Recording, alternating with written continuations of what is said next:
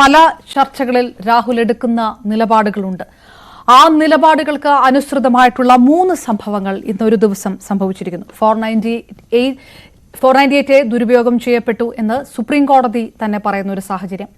2 cinema സംവിധായകർക്കെതിരെയുള്ള പരാതികളിൽ വിവിധ കോടതികൾ നടത്തിയ പരാമർശങ്ങൾ. അങ്ങനെ ഒരു 3 സംഭവങ്ങൾ എടുത്തു പറഞ്ഞുകൊണ്ട് ഈ ചർച്ച നടത്തുമ്പോഴും 3000-ഓളം അല്ലെങ്കിൽ ഒരു 3 ലക്ഷത്തിലേറെ ഇതിന് ഓപ്പോസിറ്റായിട്ടുള്ള കാര്യങ്ങളാണ് ഈ സമൂഹത്തിൽ നടക്കുന്നത്. സ്ത്രീകൾക്ക് നീതി കിട്ടാത്ത സംഭവങ്ങളാണ് കൂടുതൽ എന്ന് തന്നെയാണ് ഈ ചർച്ച നടത്തുമ്പോഴും ഈ ചോദ്യം ചോദിക്കുമ്പോഴും പറയാൻ ഞാൻ ഇഷ്ടപ്പെടുന്നത്. ഈ 3 സംഭവം കൊണ്ട് ഈ പറഞ്ഞ കാര്യങ്ങളെല്ലാം എല്ലാ ചർച്ചയിലും പറയുന്ന കാര്യങ്ങളൊക്കെ ശരിയാണെന്ന് രാഹുൽ വീണ്ടും ആവർത്തിക്കുമോ? ഇതൊരു ജനറലൈസ്ഡ് സംഭവങ്ങളായി കണക്കാക്കുമോ?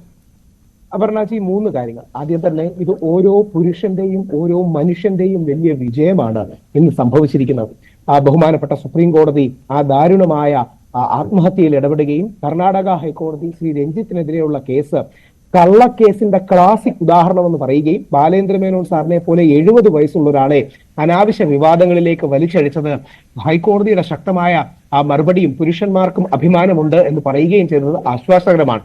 2, ഞങ്ങൾ ആരും സ്ത്രീ വിരോധികളല്ല, പകരം സ്ത്രീകൾക്ക് നീതി വേണം, പുരുഷന്മാർക്കും നീതി വേണം എന്ന തിരിച്ചറിവിൽ പ്രവർത്തിക്കുന്നവരാണ്. അങ്ങനെയാണ് മെൻ ടു ഉണ്ടാകുന്നത്. മെൻ ടു ബി ടുവിനെതിരല്ല.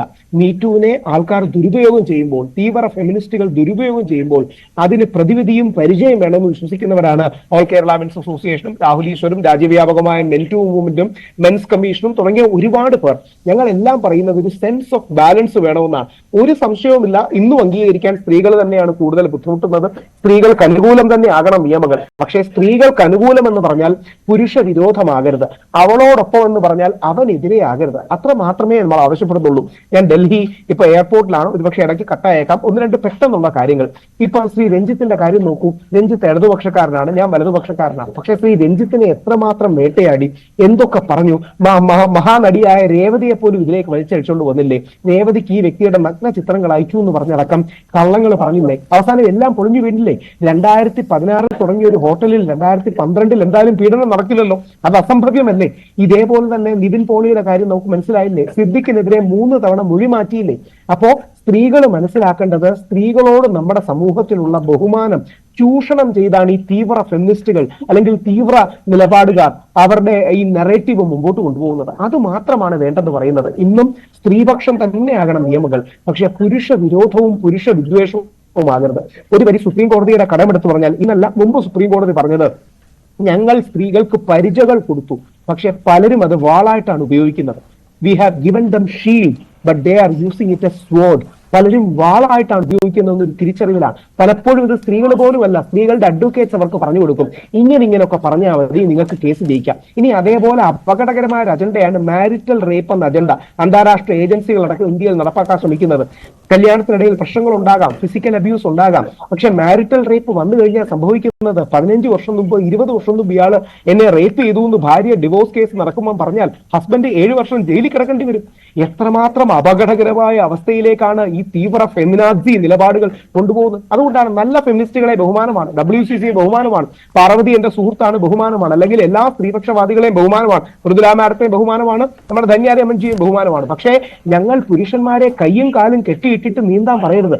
പുരുഷൻ ഒരു ഫൈറ്റിംഗ് സ്പേസ് എങ്കിലും കൊടുക്കണം. പുരുഷനെ ഏകശിലാത്മകമായി ഇങ്ങനെ അടിച്ചാൽ അവന് വേറൊന്നും ചെയ്യാനില്ല, അവൻ ആത്മഹത്യയിൽ അഭയം പ്രാപിക്കുക മാത്രമാണുള്ളത്. തിരുവനന്തപുരം ടെക്നോ പാർക്ക് രാഹുൽ, ഒറ്റ വാക്ക്, ഒരുപാട് ചോദിക്കാനുണ്ട് അതിനടുത്ത്.